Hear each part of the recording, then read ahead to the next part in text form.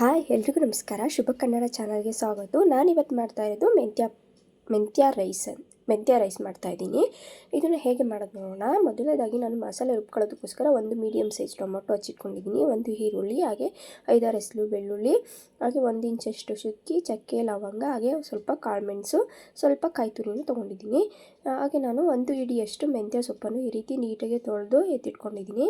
ಈಗ ನಾನು ಅದೇ ರೀತಿ ಅಕ್ಕಿನೂ ಸಹ ಒಂದೂವರೆ ಗ್ಲಾಸಷ್ಟು ತೊಳೆದು ಎತ್ತಿಟ್ಕೊಂಡಿದ್ದೀನಿ. ಈಗ ನಾನು ಮಸಾಲೆ ರುಬ್ಕೊಳ್ಳೋದಕ್ಕೋಸ್ಕರ ತೆಂಗಿನಕಾಯಿ, ಈರುಳ್ಳಿ, ಹಾಗೆ ನಾನು ಟೊಮೊಟೊ, ಶುಂಠಿ ಬೆಳ್ಳುಳ್ಳಿ, ಚಕ್ಕೆ, ಲವಂಗ, ಹಾಗೆ ಮೆಣಸು ಸಹ ಹಾಕ್ಕೊಂಡಿದ್ದೀನಿ. ಇದನ್ನೆಲ್ಲ ಹಾಕ್ಕೊಂಡು ಜೊತೆಯಲ್ಲಿ ನಾನು ಸ್ವಲ್ಪ ಕೊತ್ತಂಬರಿ ಸೊಪ್ಪು, ಹಾಗೆ ಸ್ವಲ್ಪ ಇದಕ್ಕೆ ನಾನು ಮೆಂತ್ಯ ಸೊಪ್ಪನ್ನು ಸಹ ಆ್ಯಡ್ ಮಾಡ್ತಾಯಿದ್ದೀನಿ. ಅದು ವಿಡಿಯೋ ಸ್ಕಿಪ್ ಆಗಿದೆ, ನಿಮಗೆ ತೋರಿಸ್ಲಿಕ್ಕಾಗಿಲ್ಲ.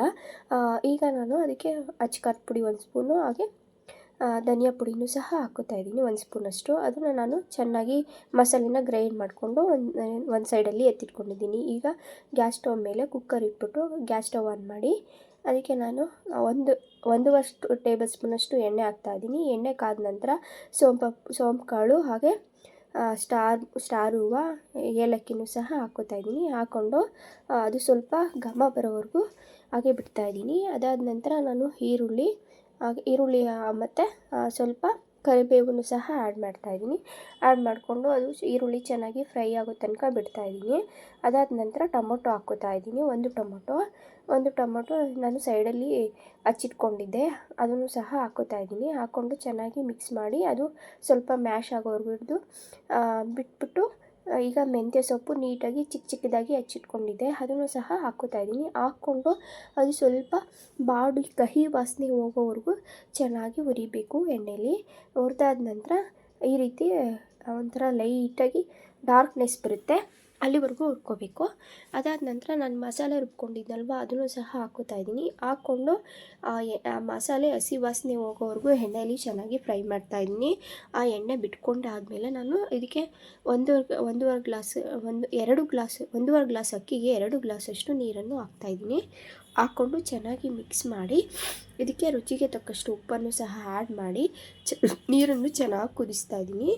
ಕುದಿಸ್ಬಿಟ್ಟು ಈ ಅಕ್ಕಿ ನೆನೆಸಿಟ್ಟಿದ್ನಲ್ಲ ಅದನ್ನು ಸಹ ಆ್ಯಡ್ ಮಾಡ್ತಾಯಿದ್ದೀನಿ. ಕುದ್ದಾದ ನಂತರ ಅಕ್ಕಿನ ಹಾಕ್ಕೋತಾ ಇದ್ದೀನಿ. ಹಾಕ್ಕೊಂಡು ಚೆನ್ನಾಗಿ ಮಿಕ್ಸ್ ಮಾಡಿ ಅದು ಒಂದು ಕುದಿ ಬರೋ ತನಕ ಬಿಡ್ತಾಯಿದ್ದೀನಿ. ಈ ಸಮಯದಲ್ಲಿ ನೀವು ಉಪ್ಪು, ಖಾರ, ಹುಳಿ ಏನಾದರೂ ಕಡಿಮೆ ಇದ್ದರೆ ಆ್ಯಡ್ ಮಾಡ್ಕೋಬೋದು. ಆ್ಯಡ್ ಮಾಡಿಕೊಂಡು ಅದನ್ನು ಚೆನ್ನಾಗಿ ಮಿಕ್ಸ್ ಮಾಡಿ ಕುಕ್ಕರ್ ಮುಚ್ಚಿ ವಿಜಲ್ ಹಾಕಿ 2 ವಿಜಲ್ ಕೂಗಿಸಿದ್ರೆ ಸಾಕಾಗುತ್ತೆ. ಚೆನ್ನಾಗಿ ಉದುದ್ರಾಗಿ ಬರುತ್ತೆ. ಈಗ ನೋಡಿ ವಿಜಲ್ ಹಾರಿದೆ, ಅದನ್ನು ಓಪನ್ ಮಾಡ್ತಾಯಿದ್ದೀನಿ. ಈ ರೀತಿ ಬಂದಿದೆ. ಇದನ್ನು ಎಲ್ಲ ಚೆನ್ನಾಗಿ ಮಿಕ್ಸ್ ಮಾಡ್ಕೋತಾ ಇದ್ದೀನಿ. ಚೆನ್ನಾಗಿ ಮಿಕ್ಸ್ ಮಾಡಿಕೊಂಡ್ರೆ ಉದುದ್ರಾಗಿ ಚೆನ್ನಾಗಿರುತ್ತೆ. ಸ್ವಲ್ಪ ಹಾರಿದ ಮೇಲೆ ಉದುದ್ರಾಗಿ ಚೆನ್ನಾಗಿ ಬರುತ್ತೆ. ನಿಮ್ಗೆ ಆ ಥರ ಕಾಣ್ತಾ ಇದೆ, ಚೆನ್ನಾಗಿದೆ. ಈಗ ನಾನು ತಟ್ಟೆ ತೊಗೊಂಡು ಸರ್ವ್ ಮಾಡ್ತಾಯಿದ್ದೀನಿ. ಈ ರೀತಿಯಾಗಿದೆ. ಇದಕ್ಕೆ ನಾವು ಹಸಿ ಬಟಾಣಿನೂ ಸಹ ಹಾಕ್ಕೋಬೋದು, ತುಂಬ ಚೆನ್ನಾಗಿರುತ್ತೆ. ಟ್ರೈ ಮಾಡಿ ಒಂದ್ಸಲ. ಈ ವಿಡಿಯೋ ಸ್ವಲ್ಪನಾದರೂ ಇಷ್ಟ ಆಗಿದರೆ ಲೈಕ್ ಮಾಡಿ, ಶೇರ್ ಮಾಡಿ, ಸಬ್ಸ್ಕ್ರೈಬ್ ಮಾಡ್ಕೊಳ್ಳಿ. ಈ ವಿಡಿಯೋ ನೋಡಿದ್ದಕ್ಕೆ ಎಲ್ರಿಗೂ ಧನ್ಯವಾದಗಳು. Thank you.